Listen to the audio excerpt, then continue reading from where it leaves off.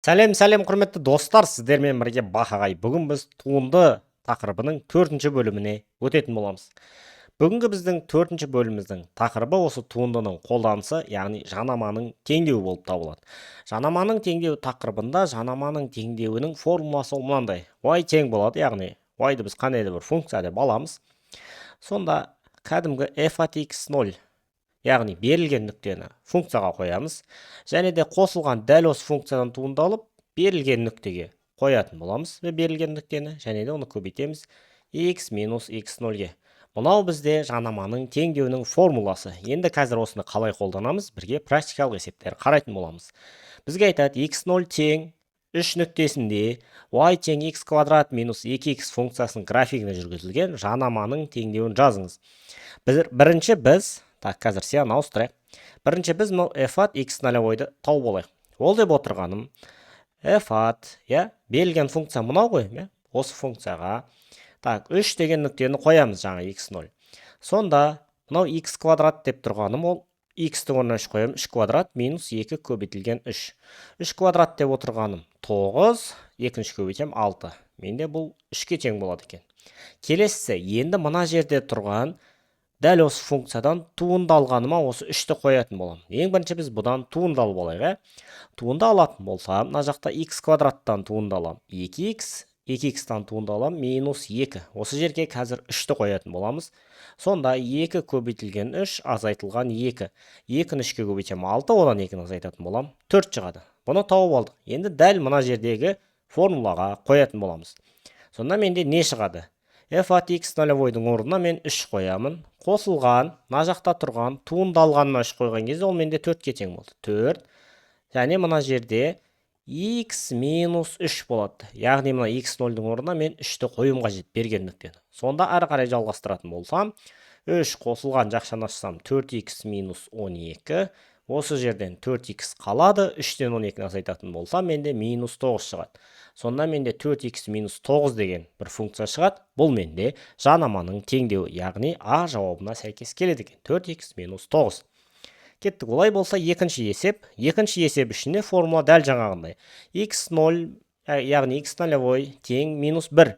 Нүктесінде y тең 2x-тің 4 дәрежесі минус x квадрат плюс 4 функциясының графигіне жүргізілген жанаманың теңдеуін жазыңыз дейді. Жанаманың теңдеуі жаңа айтқандай f от x-тің өзі, және де x нолевой берілген нүктені қоям, қосылған дәл осыдан туындалып x нолевойды қоям, және де көбейтілген x минус x0. Кеттік, мынаны есептейтін болсақ, біз ең алдымен жаңағыдай бөлек-бөлек есептейтін едік. Бірінші берілген функцияға x0-ды қоятын боламыз. Бұл деп отырғаным, x0 деп отырғаным, сонда менде нені берген? Минус 1-ді берген. Осы жерден, мына жерде 2 көбейтілген минус 1-дің 4 дәрежесі азайтылған минус 1-дің квадраты қосылған 4 шығады. Біз білетін едік. Минус санның жұп дәрежесі ол әрине оң сан болады. Яғни теріс санның жұп дәрежесі 6, 4 квадраты деген сияқты жұп болады. 1-дің 4 дәрежесі 1-дің өзі, демек 2 қалады. Мына жерде минус 1-дің квадраты ол плюс 1 өзі қалды, қосылған 4. Сонда 2-ден 1-ді азайтам 1, оған 4-ті қосамын 5 шығады екен. Келесі дәл осыдан туынды алып алайық біз бірінші. Туынды алатын болсам x бойынша. 2x-тің 4 дәрежесінен туынды алсам, 4 дәреже алдына көбейту болып, 2-мен көбейтіледі 8, 4 дәрежеден 1-ді азайтам 3 қалды. Содан кейін азайтылған 2 алдына түсті, x-тің 1 ғана дәрежесі қалды, өйткені 1 дәрежені азайтып тастадым. Енді бізде мынау 4 деген пустой сан болса, яғни қасында айнымалы болмаса, оның туындысы бізде 0-ге тең еді. Демек, осы жерге жай ғана алып келемін де, мен нені қоямын? Берілген нүктені қоям, минус 1. Осы жерден 8 көбейтілген минус 1-дің кубы азайтылған 2 көбейтілген минус 1. Кеттік. Минус 1-дің енді тақ дәрежесі ол минус 1-дің өзі, сонда 8 көбейтем минус 8, минус 2-ні минус 1-ге көбейтемін, плюс 2. Бұл жерде менде минус 6 шығады екен. Енді жаңағы теңдеуімізді жалғастырамыз. Осы жерден мына жерге 5-ті қоям, орнына қосылған минус 6 көбейтілген x минус x0-дің орнына минус 1 тұр, алдына минус пен плюс 1 болып кетеді. Сонда 5, кеттік. Қосылған, бірінші мына жақшаны орындап алайық. Минус 6-ны x-қа көбейтетін болсам, минус 6x болады, және де мына жерде тұрған минус 6-ны плюс 1-ге көбейтетін болсам, минус 6 болады. Тең болады екен, енді есептейік. Сонда минус 6х, 5-тен 6-ны азайтатын болса, минус 1. Демек, менің функциям қандай түрде болу қажет еді? Қандай түрде болу қажет? Y тең болады, минус 6х, минус 1. Так, мен мынандай форманы көріп тұрмын ба? Әрине жоқ. Мынандай әзірге көрінбей тұр. Так, демек, бұны қалай орындайтын боламыз? Мына жақтағы минус 6х, минус 1-ді сол жаққа қарай алып келіп көрейін. Мына жауапта көріп тұрған сияқтым сондайды. Y, мына жаққа x-ті минус 6х плюс алып келем, және де минус 1-ді плюс алып келем, плюс 1. Мына жақта не қалды? Әрине 0 қалды. Мынандай бізде функция бар ма? Әрине. С жауабында тұр. Y плюс 6х плюс 1 тең 0-ге деген. Яғни бізде жауаптар өзгертілген түрде берілуі мүмкін. Немесе осы жерден мынау 6х пен плюс 1-ді оң жаққа минусқа өткізсеңіздер де дәл осы жауап шығады. Яғни сәйкестендіріп жауапты табудың өзі бір есепке ұқсап кетуі мүмкін. Так, кеттік. Олай болса үшінші есеп. Үшінші есеп айтады, y тең x квадрат минус 5x плюс 6 параболаға x0 тең 2 нүктесіне жүргізілген жанаманың бұрыштық коэффициентін табыңыз дейді. Бізде формула сол баяғы күйінде қалады. Y тең болады f от x0 қосылған дәл осыдан туындалып x0 нүктесін қоямыз, және де x минус x0. Осы жерде біздің мынау f от x0, яғни туынды алып берілген нүктені қоямыз ғой. Осы бізде бұрыштық коэффициент деп аталады. Бұл бізде бұрыштық коэффициент. Так, коэффициент. Так, жазу енді сәл онша емес болуы мүмкін. Коэффициент. Бұрыштық коэффициент деп аталады. Демек, қазір мен мынаның барлығын есептеп отырмаймын. Бұрыштық коэффициентті ғана сұрайтын болса, мына функциядан бірінші туынды аламыз. Бұл мен x квадраттың туындысы 2x, 5x-тің туындысы 5, 6-ның туындысы 0 болып кетеді. Керек емес. Және де осы жерге келеміз де, берілген 2 деген нүктені қоя саламыз. Бұған 2 деген нүктені қойсам, 2 көбейтілген 2 минус 5. Сонда 2-2-ні көбейтем 4, 5 азайтатын болса минус 1 шығады екен. Демек, k тең минус 1 деген b жауабын белгілейміз. Бұрыштық коэффициент деп отырғаным осы k, яғни ол функцияның туындысын алып берілген нүктені қойған кезде шығатын мәнді біз бұрыштық коэффициент деп атаймыз. Так, кеттік. Келесі төртінші есеп. Бізге айтады, x нолевой тең бір нүктесінде y тең x көбейтілген ln x функциясының графигіне жүргізілген жанаманың теңдеуін табыңыз. Дәл жаңағыдай форма өзгермейді. Y тең болады f от x қосылған осыдан туындалып берілген нүктені қоямыз x нолевой и x минус x нолевой. Кеттік. Енді жанаманың теңдеу десе жаңағыдай толық есептейтін боламыз.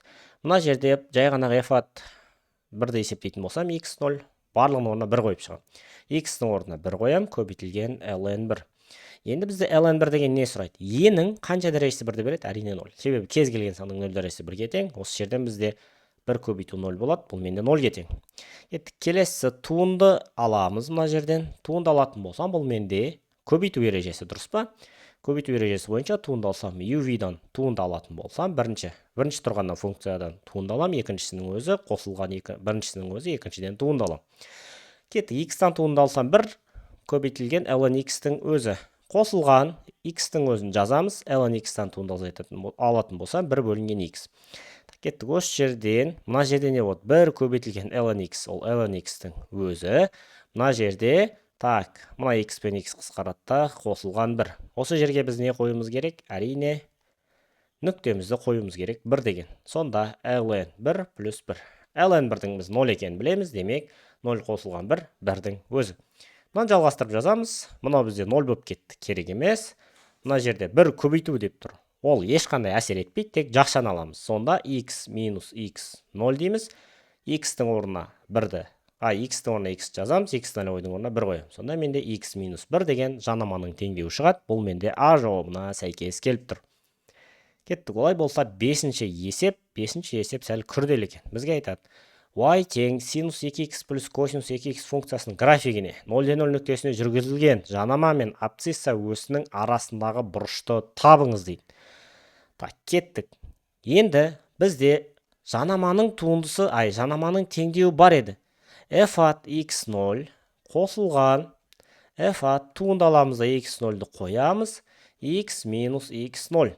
Так, осы жерде біз бағана айтып өткен бұрыштық коэффициент дегеніміз Мынау бізде бұрыштық коэффициент деп аталады.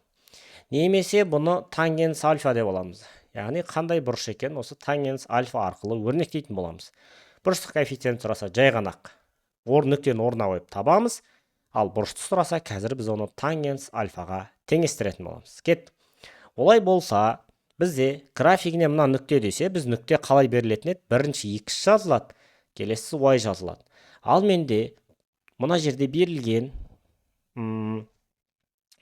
жанаманың теңдеуінде маған мынау x0 ғана маңызы ғой. Қазір осыны алып қарайтын боламыз.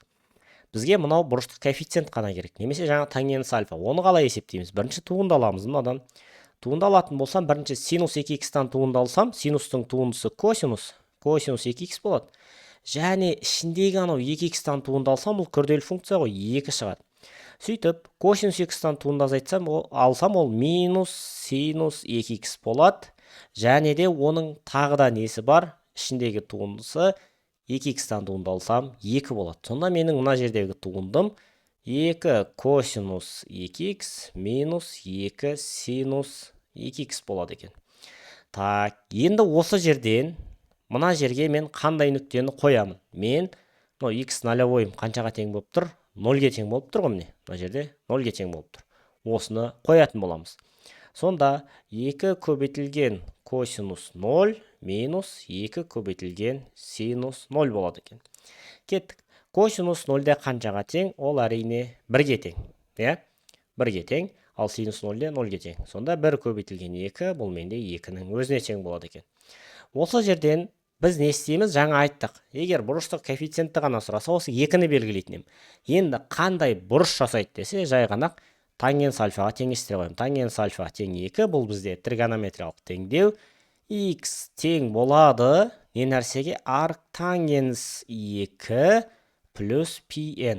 Яғни менің жауабым периодты алып тастағанда арктангенс 2 болады екен. Бұл менде Б жауап нұсқасына сәйкес келіп тұр. Есеп түсінікті деген ойдамын. Біз айттық, мынау жанаманың формуласы, жалпы теңдеуінің. Осының ішінде ең маңызды бөлігі ол мынау k, немесе f от x-тан туындалып x0 қойғаным. Оны біз бұрыштық коэффициент сұраса k күйінде қалдырамыз. Егер бұрышты сұрайтын болса, тангенс альфаға теңестіреді екенбіз. Есеп түсінікті болды деген ойдамын. Так, олай болса біздің бүгінгі тақырыбымыз, яғни бүгінгі сабағымыз аяқталды. Келесі кездескенше қош сау болыңыздар.